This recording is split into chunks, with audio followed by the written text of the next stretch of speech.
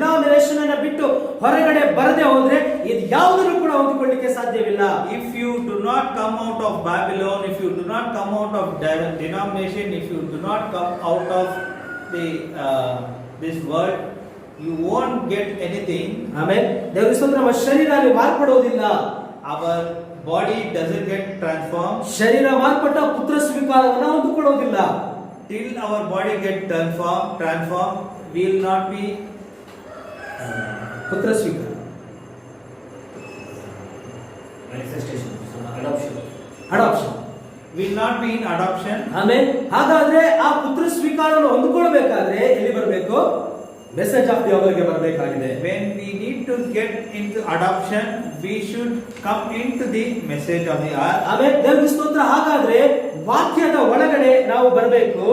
See, we have to come into the word. ವಾಕ್ಯದ ಒಳಗಡೆ ಬರದೇ ಹೋದ್ರೆ ಖಂಡಿತವಾಗಿಯೂ ನಾವು ಆ ವಿಮೋಚನೆಯನ್ನು ಹೊಂದಿಕೊಳ್ಳಿಕ್ಕೆ ಸಾಧ್ಯವೇ ಇಲ್ಲ. If we would have not come into the word, we cannot receive the salvation. ಕೀರ್ತನೆ 137ರಲ್ಲಿ ಈ ರೀತಿಯಾಗಿ ಬರೆಯಲ್ಪಟ್ಟಿದೆ. Psalms 137. ಒಂದನೇ ವಾಕ್ಯದಲ್ಲಿ ಈ ರೀತಿಯಾಗಿದೆ, ಬಾಬೆಲಿನ ನದಿಗಳ ಹತ್ತಿರ ನಾವು ಕುಳಿತುಕೊಂಡು ಹೌದು ಚೀಯೋನನ್ನು ಜ್ಞಾಪಕ ಮಾಡಿಕೊಂಡಾಗ ನಾವು ಅತ್ತೆವು ಎಂಬುದಾಗಿ ಬರೆಯಲ್ಪಟ್ಟಿದೆ.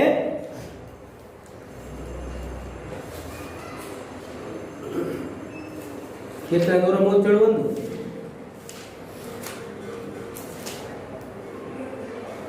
By the rivers of Babylon, there we sat down, yeah, we wept when we remembered Zion. Amen. ದೇವರ ಸ್ತೋತ್ರ. ಈಗ ಬಾಬೆಲಿನ ನದಿಗಳ ಹತ್ತಿರ ನಾವು ಕುಳಿತುಕೊಂಡು ಹೌದು ಚೀಯೋನನ್ನು ಜ್ಞಾಪಕ ಮಾಡಿಕೊಂಡಾಗ ನಾವು ಅತ್ತೆವು.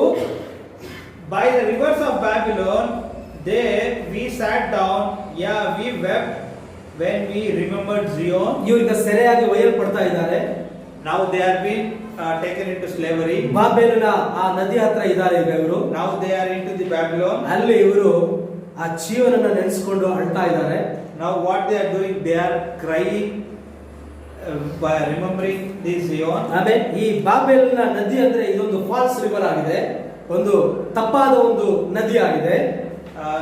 The Babylon river, it's a wrong river. ದೇವರಿಗೆ ಸ್ತೋತ್ರ. ಈ ತಪ್ಪಾದ ಒಂದು ಸಂದೇಶವಾಗಿದೆ. It's a wrong message. ಆಮೇಲೆ ಆದ್ರೆ ದೇವರಿಗೆ ಸ್ತೋತ್ರವಾಗಲಿ, ಇವರು ಅಲ್ಲಿ ಕುಳಿತುಕೊಂಡ್ಬಿಟ್ಟು ಯಾವ್ದು ನೆನೆಸ್ಕೊಳ್ತಾ ಇದ್ದಾರೆ? ಜೀವನ ನೆನೆಸ್ಕೊಳ್ತಾ ಇದ್ದಾರೆ. There they are sitting there and they are weeping. ಇವತ್ತಿನ ದಿನದಲ್ಲಿ ಡಿನಾಮಿನೇಷನ್ ಅಲ್ಲಿ ಕುತ್ಕೊಂಡ್ಬಿಟ್ಟು ಆ ಜೀವನನ್ನ ನೆನೆಸ್ತಾ ಇದ್ದಾರೆ ಜನರು. Now what has happened? They are living in denomination and they are weeping for the Zion. ಆಮೇಲೆ ದೇವರಿಗೆ ಸ್ತೋತ್ರ. ಅಲ್ಲಿ 4ನೇ ವಾಕ್ಯವನ್ನು ಓದ್ರಿ, 137:4. ಅನ್ಯ ದೇಶದಲ್ಲಿ 3ನೇ ವಾಕ್ಯದಲ್ಲಿ ಓದ್ತೇನೆ. ಯಾಕಂದ್ರೆ ಅಲ್ಲಿ ನಮ್ಮನ್ನು ಸೆರೆ ಹಿಡಿದು ಹಾಳು ಮಾಡಿದವರು ನಮ್ಮ ಸಂತೋಷಕ್ಕಾಗಿ ಒಂದು ಹಾಡನ್ನು ಹಾಡಿರಿ ಅಂದರು. Psalms 137:3-4. For there they that carried us away captive required of us a song, and they that wasted us required of us mirth, saying, sing us one of the songs of Zion. ಆಮೇಲೆ ಈ ಒಂದು ಶಬ್ದ ತಮಿಳಲ್ಲಿ ತುಂಬಾ ಚೆನ್ನಾಗಿದೆ. ಅದನ್ನ ಓದಿ 3ನೇ ವಾಕ್ಯ. எங்களை சிறைப்பிடித்தவர்கள் அங்கே எங்கள் பாடல்களையும் எங்களை பாழாக்கினவர்கள் மங்களகீதத்தையும் விரும்பி சியோனின் பாட்டுகளில் சிலரை எங்களுக்கு பாடுங்கள் என்று சொன்னார்கள். ಮಂಗಳ ಗೀತ ಅಂದ್ರೆ ಏನಿದು? ಮದುವೆಯ ಹಾಡು. ಮದುವೆಯ ಹಾಡನ್ನ ಹಾಡ್ರಿ ಎಂಬುದಾಗಿ ಹೇಳ್ತಾ ಇದ್ದಾರೆ. It's a wedding songs they have to sing. ಆಮೇಲೆ ಇವರು ದೇವರಿಗೆ ಸ್ತೋತ್ರ ಅನ್ಯ ದೇಶದಲ್ಲಿ ಏನ್ ಹೇಳ್ತಾ ಇದ್ದಾರೆ? ಅನ್ಯ ದೇಶದಲ್ಲಿ ನಾವು ಕರ್ತನ ಹಾಡನ್ನು ಹಾಡುವುದು ಹೇಗೆ? How we can sing a song when we are into the other's land? ಇದು ಯಾರ ಕಥೆ ಗೊತ್ತಾ? ಕೈ ಬಿಡಲ್ಪಟ್ಟವರ ಕಥೆ ಆಗಿರುತ್ತೆ. This is the story of the ಕೈ ಬಿಡಲ್ಪಟ್ಟವರು, ಹೊರಕಳಿಸಲ್ಪಟ್ಟವರು, for the forsaken people. ಆಮೇಲೆ ದೇವರಿಗೆ ಸ್ತೋತ್ರ. ಆದ್ರೆ ನಾವು ಅಲ್ಲಿ ಕುಳಿತುಕೊಂಡು ಹಾಡೋದಿಲ್ಲ, ನಾವು ಸರಿಯಾದ ಒಂದು ಸ್ಥಳದಲ್ಲಿ ಕುಳಿತುಕೊಂಡು ಕರ್ತನನ್ನ ಹಾಡ್ತಾ ಇದ್ದೇವೆ. See, we are not going to sing at that place. We are going to sing in a right place. ಅದರಲ್ಲಿ ಅನೇಕ ವಿಷಯಗಳನ್ನು ನೋಡಬಹುದು. ಅಲ್ಲಿ 5ನೇ ವಾಕ್ಯದಲ್ಲಿ, ಯೆರೂಸಲೇಮೇ ನಾನು ನಿನ್ನನ್ನು ಮರೆತು ಬಿಟ್ಟರೆ ನನ್ನ ಬಲಗೈ ಮರೆತು ಹೋಗಲಿ, ನಾನು ಅದನ್ನು ಜ್ಞಾಪಕ ಮಾಡಿಕೊಳ್ಳದೆ ಯೆರೂಸಲೇಮನ್ನು ನನ್ನ ಮುಖ್ಯ ಸಂತೋಷಕ್ಕಿಂತ ಅದನ್ನು ಹೆಚ್ಚಿಸಿದರೆ ನನ್ನ ನಾಲಿಗೆಯು ನನ್ನ ಅಂಗಳಕ್ಕೆ ಹತ್ತಲಿ. If you read 137:5, 9ನೇ ವಾಕ್ಯ ಓದಿ, ಅಲ್ಲಿ ಈ ರೀತಿಯಾಗಿದೆ, ನಿನ್ನ ಚಿಕ್ಕ ಕೂಸುಗಳನ್ನು ಹಿಡಿದು ಬಂಡೆಗಳ ಮೇಲೆ ಅಪ್ಪಳಿಸಿ ಬಿಡುವವನು ಧನ್ಯನು ಎಂಬುದಾಗಿ ಹೇಳಿ ಬಾಬೆಲಿಗೆ ಹೇಳ್ತಾ ಇದ್ದಾನೆ. happy shall he be that take thee dash thy little ones against these stones. ಯಾಕೆ ಅವರು ಆ ರೀತಿಯಾಗಿ ಹೇಳ್ತಾ ಇದ್ದಾರೆ? ಅವರ ಮಕ್ಕಳನ್ನ, ಯಾರು ಇಸ್ರಾಯೇಲಿಯರ ಮಕ್ಕಳನ್ನ ಅವರು ಬಂಡೆಗೆ ಅಪ್ಪಳಿಸಿ ಹೊಡೆದು ಕೊಲ್ತಾರೆ. See why they are being written like this? It is the thing has happened. They are taking their little ones and they are banging on the stones. ಆಮೇಲೆ ಇವೆಲ್ಲ ಏನಾಗಿದೆ?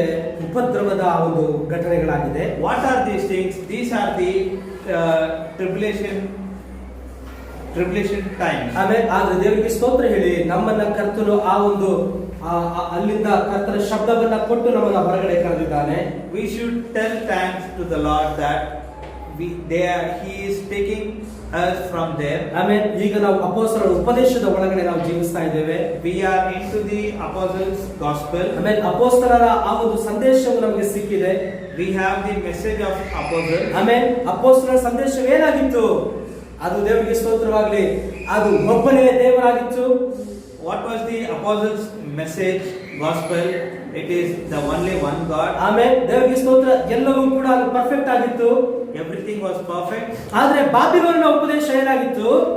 ದೇವರಿಗೆ ಸ್ತೋತ್ರ, ಅಲ್ಲಿ ಬಹು ದೇವರುಗಳ ಆರಾಧನೆ ಆಗಿತ್ತು.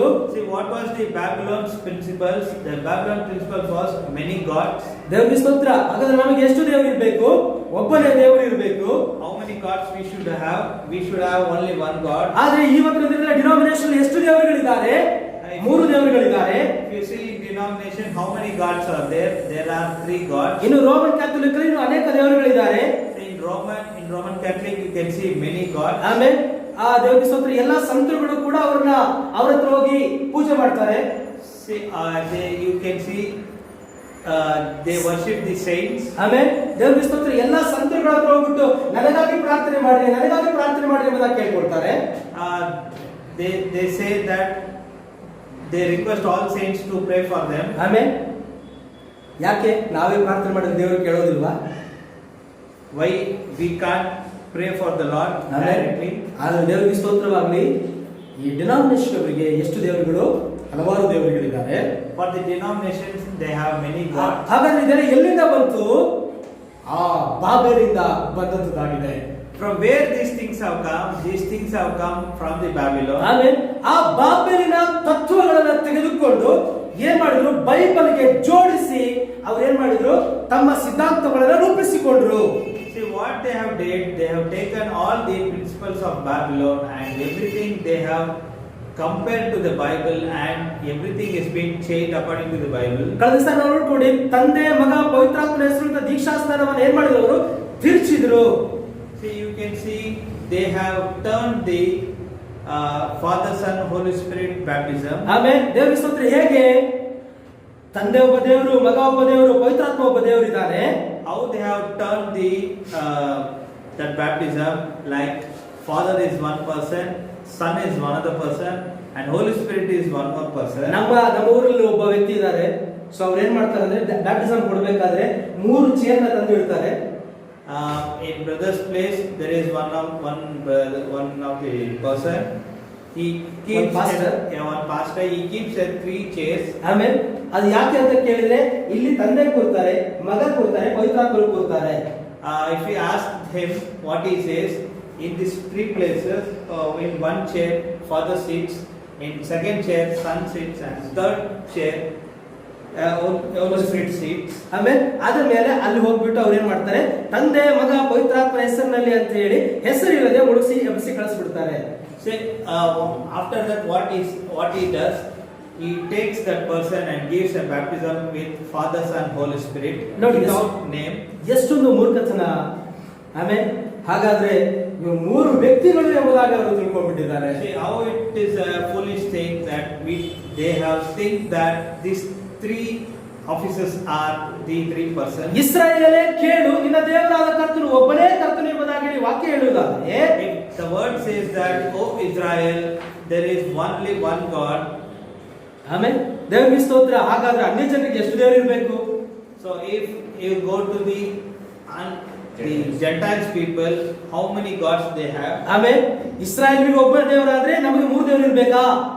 If Israel people have one God, these Gentile people have many gods. ಆಮೇಲೆ Three gods. ಇಸ್ರಾಯೇಲರಿಗೆ ಒಬ್ಬ ದೇವರಾದ್ರೆ ಅನ್ಯ ಜನರಿಗೂ ಒಬ್ಬನೇ ದೇವರಾಗಿದ್ದಾನೆ. If Israel people have one God, in same Gentile people should have the same one God. Simple ಆಗಿ ಹೇಳಬೇಕಂದ್ರೆ ತಂದೆ ಮಗ ಪವಿತ್ರಾತ್ಮನು ಈತನು ಕರ್ತನಾದ ಯೇಸು ಕ್ರಿಸ್ತನಾಗಿದ್ದಾನೆ. See, if you say it in simple manner, it is Father, Son, Holy Spirit, it's Lord Jesus Christ. Amen.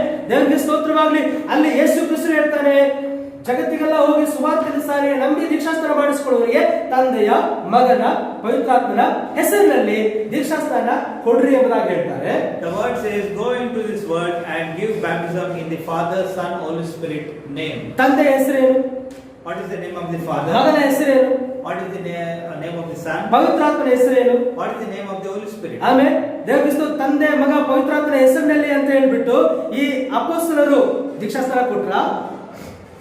Whether the apostles gave baptism in the name of Father, Son, and Holy Spirit. ಹಾಗಾದ್ರೆ 2ನೇ ಶತಮಾನದವರೆಗೂ ಕೂಡ 2ನೇ ಶತಮಾನ 3ನೇ ಶತಮಾನ ಅಂದ್ಕೊಳ್ತೀನಿ, 3ನೇ ಶತಮಾನದವರೆಗೂ ಕೂಡ ಕರ್ತನಾದ ಯೇಸು ಕ್ರಿಸ್ತನ ಹೆಸರಿನಲ್ಲಿ ದೀಕ್ಷಾಸ್ನಾನವನ್ನು ಮಾಡಿಸಿಕೊಂಡು ಬಂದವರು ಅದರ ನಂತರವಾಗಿ ಯಾಕೆ ಬದಲಾಯಿತು? See, till the third generation, they were being baptizing in the name of Lord Jesus Christ, and it was been how it has been changed. ಸೈತಾನನ ಸುಳ್ಳು ಉಪದೇಶ ಸಭೆಯ ಒಳಗಡೆ ಪ್ರವೇಶ ಮಾಡಿತು. What has happened? The satanic, the false message has been entered into the church. ಆಮೇಲೆ ಹಾಗಾದ್ರೆ ತಂದೆ ಹೆಸರೇನು, ಮಗನ ಹೆಸರೇನು, ಪವಿತ್ರಾತ್ಮನ ಹೆಸರೇನು ಅಂತ ಹೇಳಿ ಅಪೊಸ್ತಲರ ಕೃತ್ಯದಲ್ಲಿ ಪೇತ್ರನ ಮೂಲಕವಾಗಿ ಪವಿತ್ರಾತ್ಮನ ಪ್ರಕಟಪಡಿಸಿದ. See, Peter has been clearly explained about what is the name of Father, Son, Holy Spirit. ಆಮೇಲೆ ದೇವರ ಸ್ತೋತ್ರ. ಯಾರು ಎಕ್ಸ್ಪ್ಲೇನ್ ಮಾಡಿದ್ದು? ಪೇತ್ರ ಅಲ್ಲ, ಪವಿತ್ರಾತ್ಮ. Not the Peter explained. Yes, the Holy Spirit has explained us. ಆಮೇಲೆ ಪೇತ್ರನ ಮೂಲಕವಾಗಿ ಪವಿತ್ರಾತ್ಮನು ಮಾತನಾಡಿದ. ಹಾಗಾದ್ರೆ ಪೇತ್ರನ ಮಾತು ತಪ್ಪು ಅಂತ ಹೇಳಲಿಕ್ಕೆ ಸಾಧ್ಯನಾ? See, if we can tell that whether the Peter's words are wrong. ಪೇತ್ರನ ಮಾತು ತಪ್ಪು ಅಂದ್ರೆ ಯಾರನ್ನ ತಪ್ಪು ಅಂತ ಹೇಳ್ತೀವಿ ನಾವು? If Peter's words are wrong means whose word has been wrong? ಪವಿತ್ರಾತ್ಮ ತಪ್ಪು ಅಂತ ಹೇಳ್ಬಿಡ್ತೇವೆ. Then we can tell that clearly that Holy Spirit is ಯಾಕಂದ್ರೆ wrong. ಮಾತಾಡ್ತಿರೋರು ಯಾರು ಪವಿತ್ರಾತ್ಮರಾಗಿದ್ದಾನೆ. Who is speaking to us is Holy Spirit is speaking to us. ಹಾಗಾದ್ರೆ ಈ ಬ್ಯಾಬಿಲೋನಿನ ಉಪದೇಶ ಒಳಗಡೆ ಪ್ರವೇಶಿಸಿ ಏನ್ ಮಾಡ್ತು? ಎಲ್ಲ ಸತ್ಯವನ್ನ ತಿರುಚಿ ಬಿಡ್ತು. See, the Babylon spirit entered into the church and the old truth has been turned. ಆದ್ದರಿಂದ ಕರ್ತನು ಕೊನೆಯ ದಿನಗಳಲ್ಲಿ ಕೂಗ್ತಾ ಇದ್ದಾನೆ, ನನ್ನ ಜನರೇ ಅವಳನ್ನ ಬಿಟ್ಟು ಹೊರಗೆ ಬನ್ನಿರಿ. In the last time, in the last ages, it has been the voice is calling that come out of her. ನಾಲ್ಕನೇ ಮುದ್ರೆಯ ಸಮಯದಲ್ಲಿ ಈ ರೀತಿಯಾಗಿ ಬರೆಯಲ್ಪಟ್ಟಿದೆ. It has been written in the time of fourth seal. ಆಮೇಲೆ 6ನೇ ಅಧ್ಯಾಯದ ಪ್ರಕಟಣೆ ಗ್ರಂಥ 6ನೇ ಅಧ್ಯಾಯದಲ್ಲಿ 8ನೇ ವಾಕ್ಯವು ಈ ರೀತಿ 7ನೇ ವಾಕ್ಯ ಈ ರೀತಿಯಾಗಿ ಹೇಳ್ತಾ ಇದೆ. It has been written in the fourth church ages 6:7. ಆಮೇಲೆ 6ನೇ ಅಧ್ಯಾಯ 7ನೇ ವಾಕ್ಯದಲ್ಲಿ ಆತನು 4ನೇ ಮುದ್ರೆಯನ್ನು ಒಡೆದಾಗ ಬಂದು ನೋಡು ಎಂದು 4ನೇ ಜೀವಿಯು ಹೇಳುವ ಧ್ವನಿಯನ್ನು ನಾನು ಕೇಳಿದೆನು. And it has been written in Revelation chapter 6 verses 7. When he had opened the fourth seal, I heard the voice of the fourth beast saying, come and see. ಈ 4ನೇ ಜೀವಿ ಯಾವುದು? What is which is the fourth beast? ಆಮೇಲೆ 4ನೇ ಜೀವಿ ಯಾವುದು? ಈಗ ಆಮೇಲೆ ದೇವರ ಸ್ತೋತ್ರ. ಮೊದಲನೇ ಜೀವಿ ಸಿಂಹವಾಗಿದೆ. If you can see in Revelation chapter 4:7, you can see the first beast was like a lion. ಎರಡನೇ ಜೀವಿ ಹೋರಿಯಾಗಿದೆ. And the second beast like a calf. ಮೂರನೇ ಜೀವಿ ಅದು ಮನುಷ್ಯ ಮುಖವಾಗಿದೆ.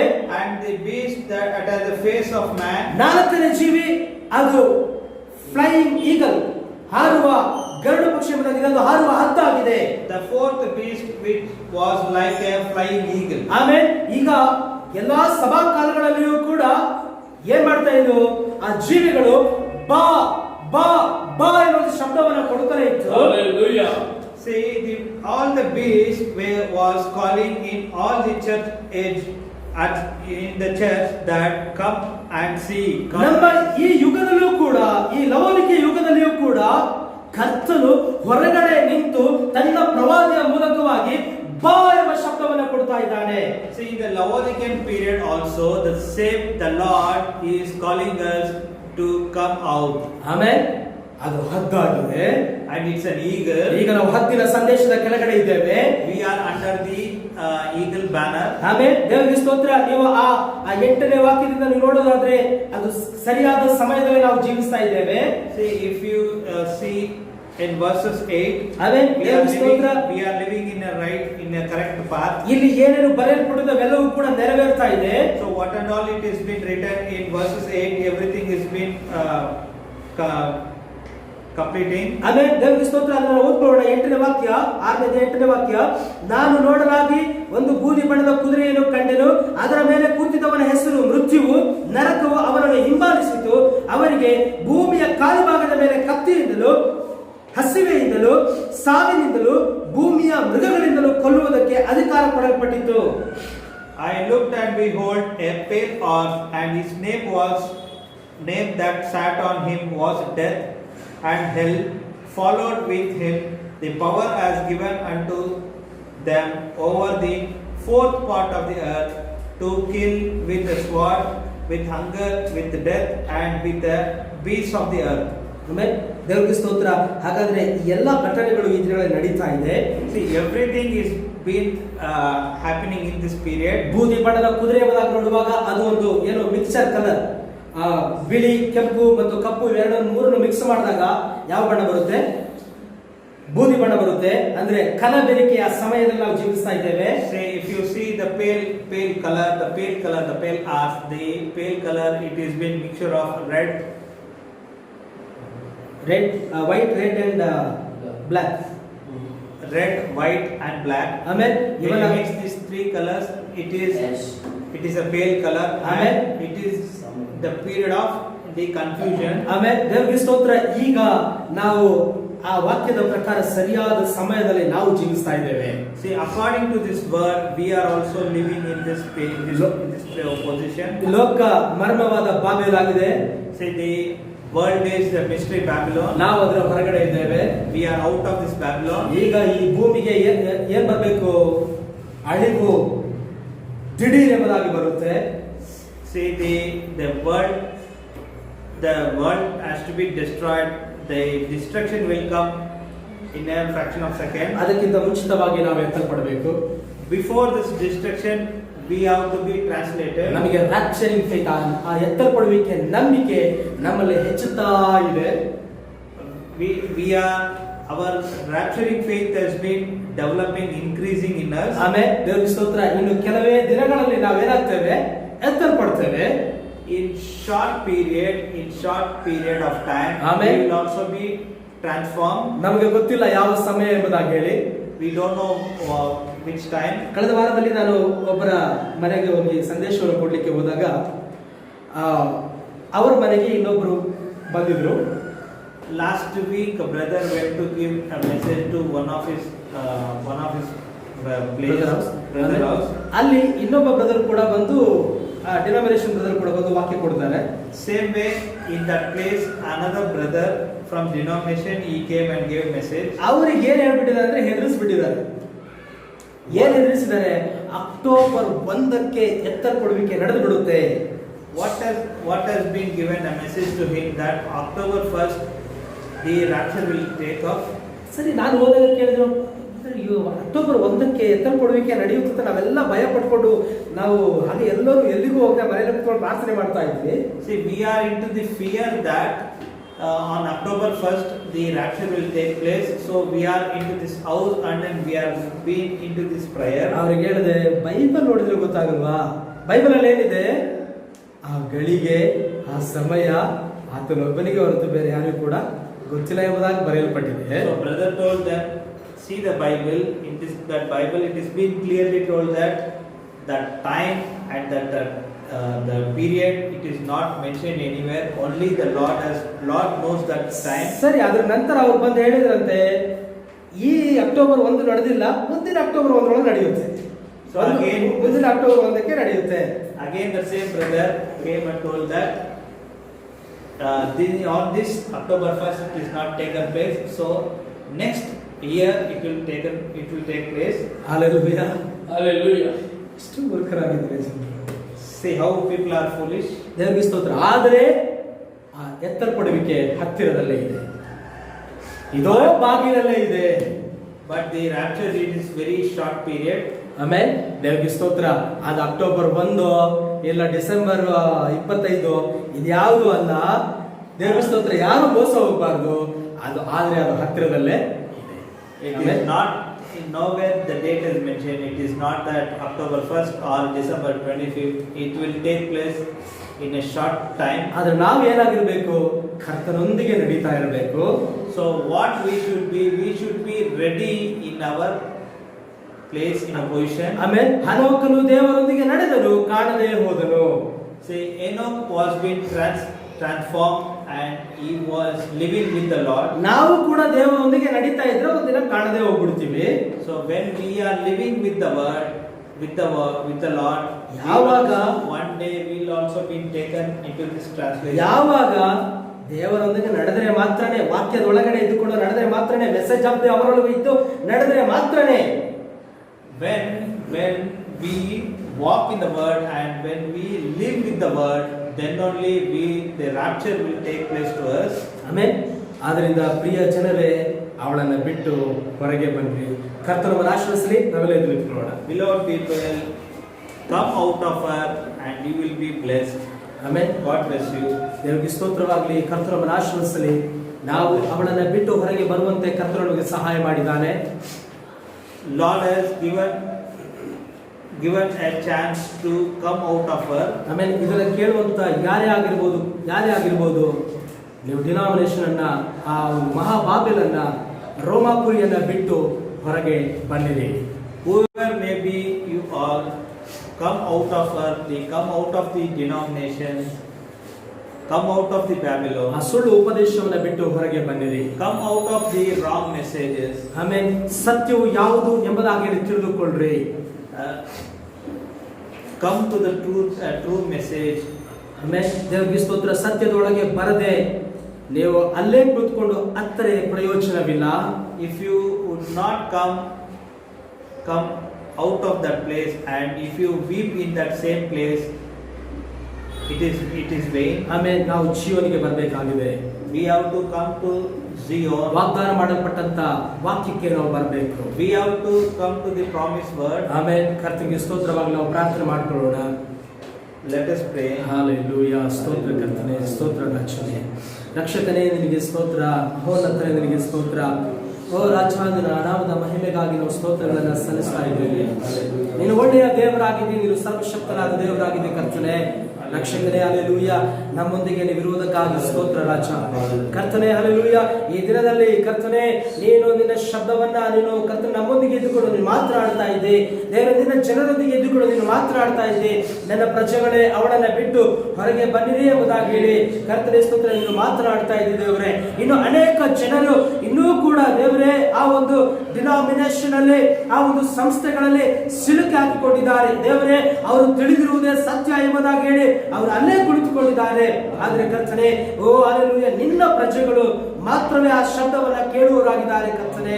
Hallelujah, hallelujah.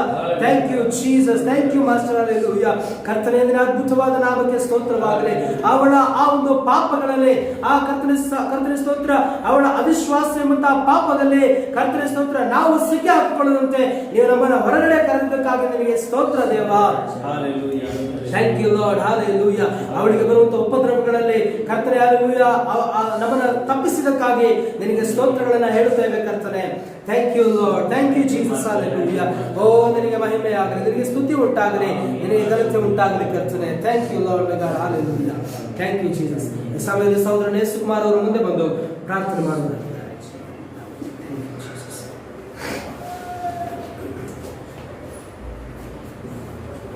Hallelujah. ಕರ್ತನಾದ ಯೇಸು ಕ್ರಿಸ್ತನೇ, ಇಸ್ರಾಯೇಲೇ ಕೇಳು, ನಿನ್ನ ಯೆಹೋವನಾದ ದೇವರು ಒಬ್ಬನೇ ಎಂದು ಬರೆಯಲ್ಪಟ್ಟಿದೆ. ಹಲ್ಲೆಲೂಯಾ. ಹಳೆ ಒಡಂಬಡಿಕೆ ಯೆಹೋವ ದೇವರು, ಹೊಸ ಒಡಂಬಡಿಕೆ ಯೇಸು ಕ್ರಿಸ್ತನಾಗಿದ್ದೀರಿ. ಇಸ್ರಾಯೇಲರಿಗೆ ಒಬ್ಬನೇ ದೇವರಾಗಿದ್ದೀರಿ, ನಮಗೂ ನೀವು ಒಬ್ಬನೇ ದೇವರಾಗಿ ಇದ್ದೀರಿ ಕರ್ತನೆ.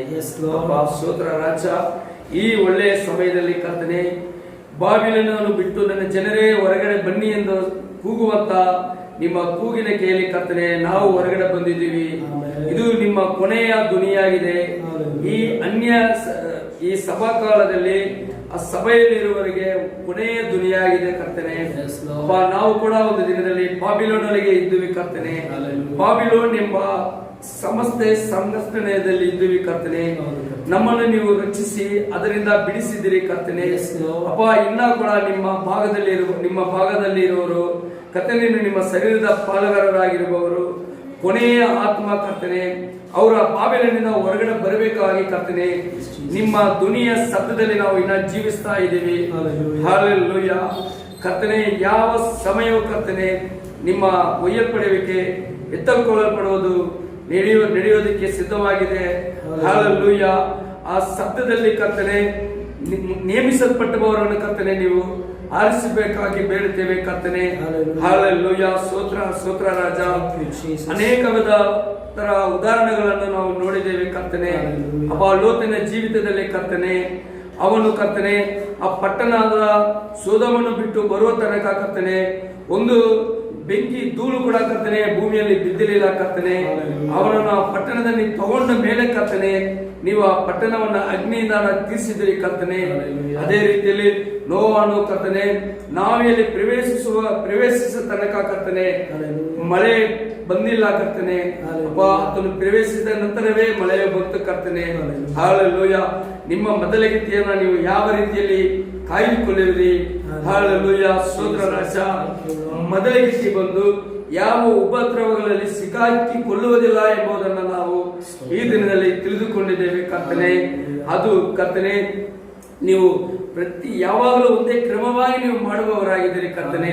ಒಂದೊಂದು ಕಾಲದಲ್ಲೇ ಕರ್ತನೆ, ನೀವು ನೋವಾಹನನ್ನು ರಕ್ಷಿಸಿದವರು, ಲೋತನ್ನು ರಕ್ಷಿಸಿದವರು, ಅಬ್ರಹಾಮನನ್ನು ರಕ್ಷಿಸಿದವರು, ಇಸ್ರಾಯೇಲನ್ನು ರಕ್ಷಿಸಿದವರು. ಹಲ್ಲೆಲೂಯಾ. ಒಂದೊಂದು ಸಭಾಕಾಲದಲ್ಲಿ ಇರುವ ಒಂದೊಂದು ಸಭಾಕಾಲದ ವಿಶ್ವಾಸಿಗಳನ್ನ ರಕ್ಷಿಸಿದವರು ಕರ್ತನೆ. ಈ ಸಮಯದಲ್ಲಿ ಕೂಡ ಕರ್ತನೆ ನಮ್ಮನ್ನು ನೀವು ರಕ್ಷಿಸುತ್ತಾ ಇದ್ದೀರಿ. ಅದಕ್ಕಾಗಿ ಸ್ತೋತ್ರ ಕರ್ತನೆ. ಈ ಒಳ್ಳೆ ಕಾಲದಲ್ಲಿ ನಮ್ಮನ್ನು ಜೀವಿಸುವುದಕ್ಕೆ ಕರ್ತನೆ, ಈ ಭೂಮಿಯಲ್ಲಿ ನೀವು ನಮ್ಮನ್ನು ಸ್ಥಿರಪಡಿಸೋದಕ್ಕಾಗಿ ಸ್ತೋತ್ರ ಕರ್ತನೆ. ಹಲ್ಲೆಲೂಯಾ. ಎಲ್ಲಾ ಸಭಾಕಾಲಗಳಲ್ಲಿ ಜೀವಿಸಿದವರಿಗಿಂತ ಒಂದು ಶ್ರೇಷ್ಠವಾದ ಒಂದು ಭಾಗ್ಯವನ್ನು ನಾವು ತಿಳಿದುಕೊಂಡಿದ್ದೇವೆ. ಪರಿಪೂರ್ಣವಾದ 7 ಮುದ್ರೆಯ ಗೂಢಾರ್ಥಗಳನ್ನ ಪ್ರಕಟಣೆಯನ್ನ ಕರ್ತನೆ ನಮಗೆ ತಿಳಿದುಕೊಳ್ಳುವಂತ ಒಂದು ಭಾಗ್ಯವನ್ನು ಕೊಟ್ಟಿದ್ದೀರಿ ಕರ್ತನೆ. ಹಲ್ಲೆಲೂಯಾ. ನಿಮಗೆ ಕೋಟಿ ಕೋಟಿ ಸ್ತೋತ್ರ ವಂದನೆಗಳನ್ನು ಸಲ್ಲಿಸುತ್ತೇವೆ ಕರ್ತನೆ. ಹಲ್ಲೆಲೂಯಾ. ಸ್ತೋತ್ರ ಕರ್ತನೆ. ಅಪ್ಪ, ನಾವು ಯಾವ ರೀತಿಯಾದ ದುರುಪದೇಶಗಳಲ್ಲಿ ಇಲ್ಲದೆ ಕರ್ತನೆ ನಮ್ಮನ್ನು ನೀವು ರಕ್ಷಿಸೋದಕ್ಕಾಗಿ ಸ್ತೋತ್ರ ಕರ್ತನೆ. ಹದ್ದಿನ ಧ್ವನಿಯ ಏನೆಂದು ತಿಳಿದುಕೊಂಡಿದ್ದಕ್ಕಾಗಿ ಸ್ತೋತ್ರ ಕರ್ತನೆ. ಹದ್ದಿನ ಆಹಾರ ತಿನ್ನುವ ಒಂದು ಕರ್ತನೆ ನಮ್ಮನ್ನ ರೂಪಿಸೋದಕ್ಕಾಗಿ ಸ್ತೋತ್ರ ಕರ್ತನೆ. ಎಲ್ಲಿಯೋ ಅಲ್ಲಿ ಹದ್ದುಗಳು ಬಂದು ಕೂಡುವುದು ಎಂದು ಮತ್ತೆ ಪುಸ್ತಕದಲ್ಲಿ ಬರೆದ ಹಾಗೆ ಕರ್ತನೆ. ಹಲ್ಲೆಲೂಯಾ. ನಮಗಾಗಿ ಒಡೆಯಲ್ಪಟ್ಟ ಕರ್ತನಾದ ಯೇಸು ಕ್ರಿಸ್ತನ ಯಜ್ಞದ ಕುರಿಮರಿಯ ಆಹಾರವನ್ನು ಮಾಂಸವನ್ನು ತಿನ್ನುವುದಕ್ಕಾಗಿ ಕರ್ತನೆ ನಮ್ಮನ್ನು ನೀವು ರೂಪಿಸುವುದಕ್ಕಾಗಿ ಸ್ತೋತ್ರ ಕರ್ತನೆ. ಹಲ್ಲೆಲೂಯಾ. ಈ ಒಳ್ಳೆಯ ಸಮಯದಲ್ಲಿ ಕೂಡ ಕರ್ತನೆ ನಾವು ಕರ್ತನೆ ಬಾಬೆಲಿನಿಂದ ಹೊರಗೆ ಬಂದಿದ್ದೇವೆ.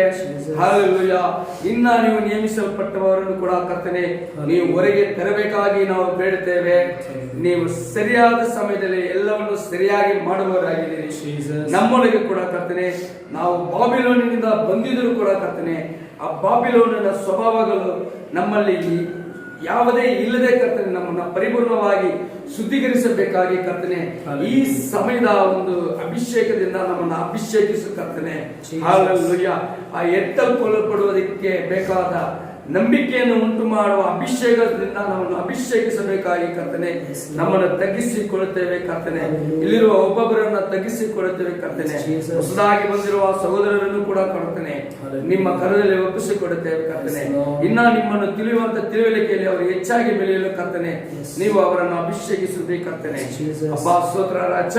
ನಿಮ್ಮ ಕೃಪೆಯು ಒಂದೊಂದು ದಿನವೂ ನಮಗೆ ಹೊಸದಾಗಿ ಇರಲಿ ಕರ್ತನೆ.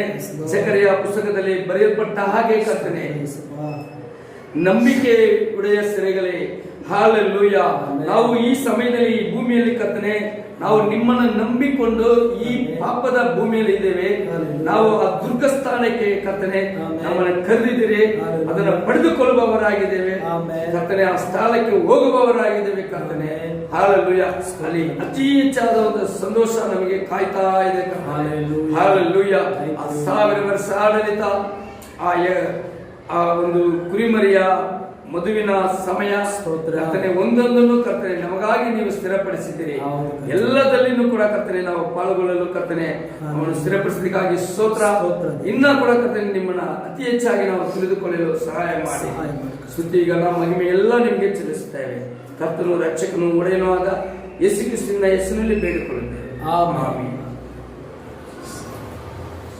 ರಾಗವನ್ನು ಹಾಡ್ತಿರುವಾಗ ನಾವು ಕರ್ತನಿಗೆ ಒಂದು ಕಾಣಿಕೆಯನ್ನು ಸಮರ್ಪಿಸೋಣ.